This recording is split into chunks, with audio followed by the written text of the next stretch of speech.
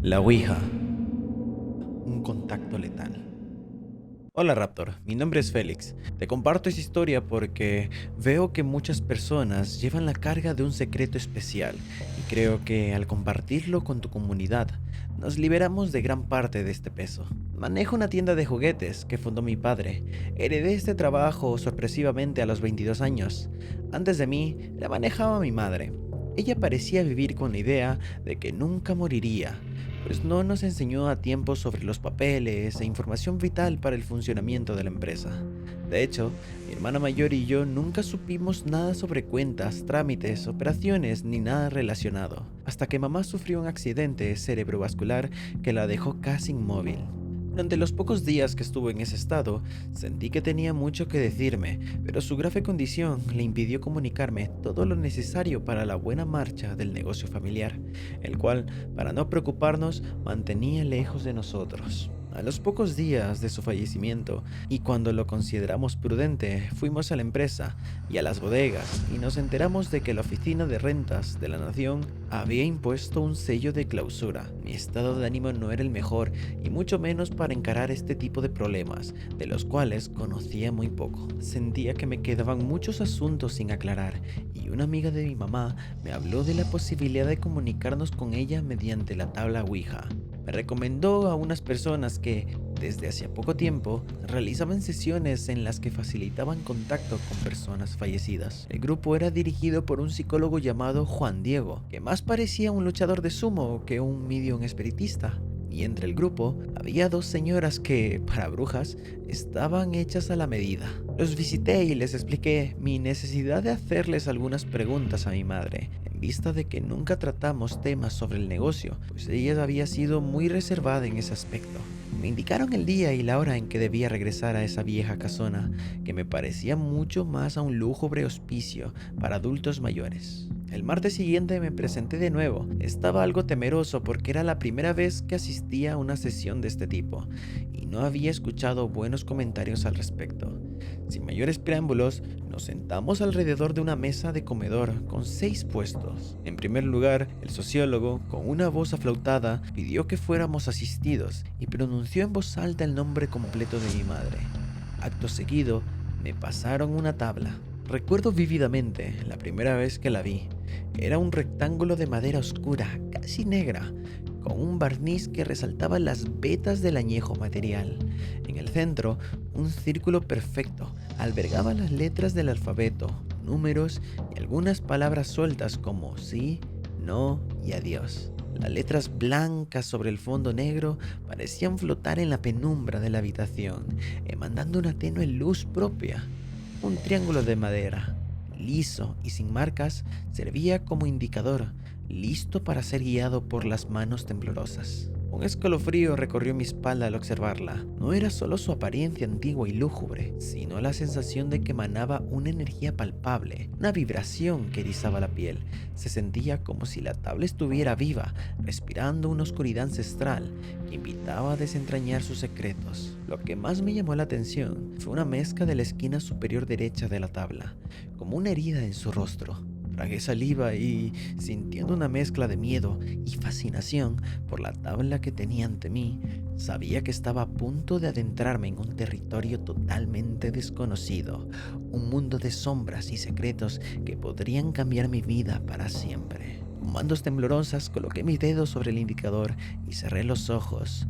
Un escalofrío recorrió mi cuerpo cuando sentí una fuerza invisible moviéndolo sobre la tabla. Las letras se iluminaban por su paso, formando palabras que jamás hubiera imaginado. Bienvenido al juego.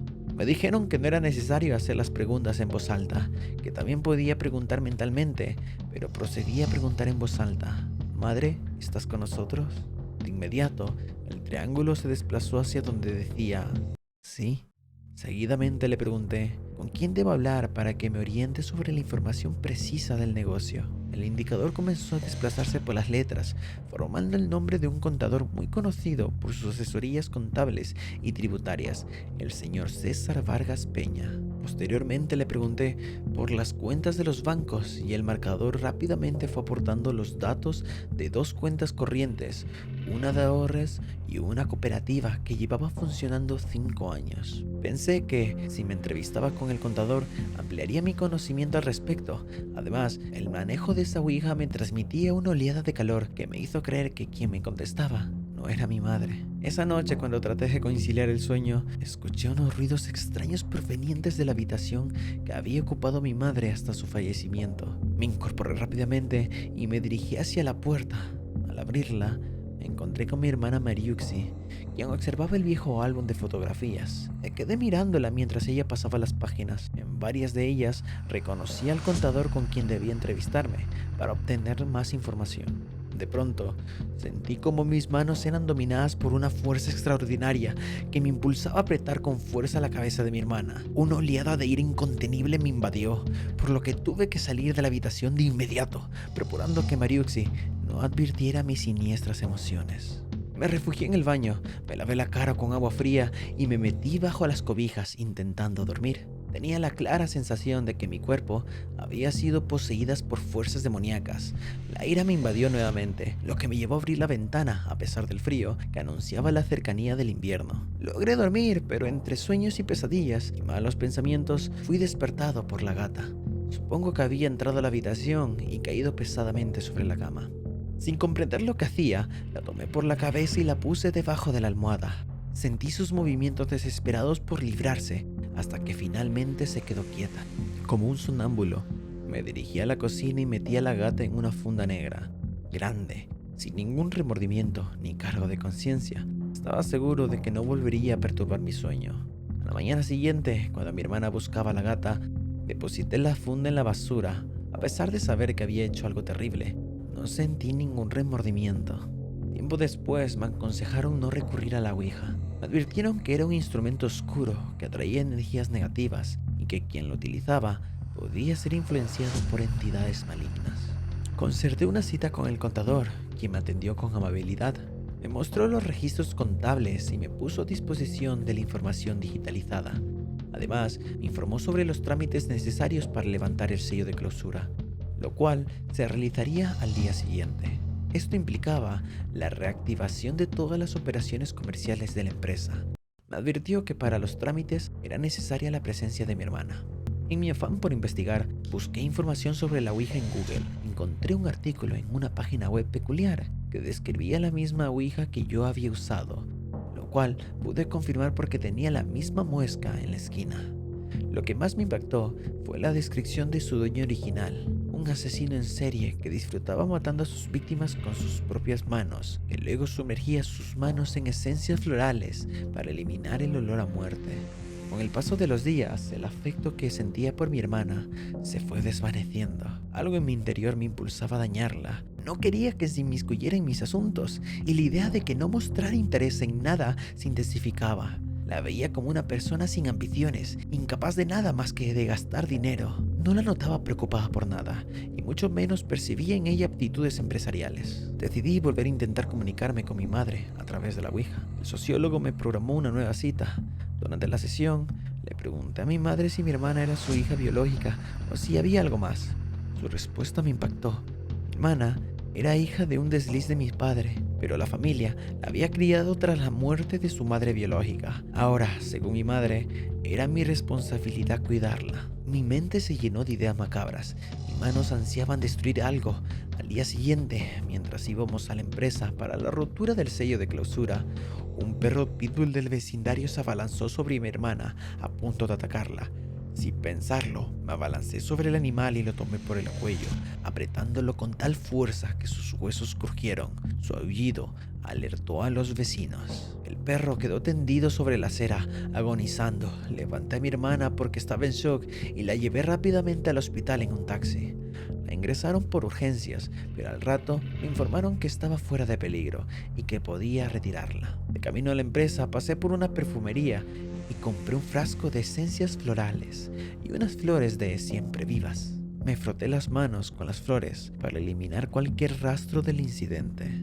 En la reapertura de las operaciones comerciales estuvieron presentes el abogado y mi hermana. El abogado aprovechó la ocasión para leer el testamento y hablar sobre la situación legal de la empresa. Mi hermana se mostraba más receptiva y parecía haber cambiado por completo.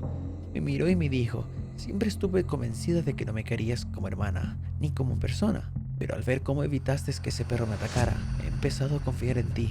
Lo único que deseo es ayudar a sacar adelante esta empresa. Cuando decidí asistir a otra sesión de la Ouija, fui a la casona del sociólogo y me encontré con un operativo policial. Me acerqué a los curiosos para averiguar qué pasaba y me enteré que el sociólogo y sus compañeras estaban involucrados en varios asesinatos y hechos delictivos.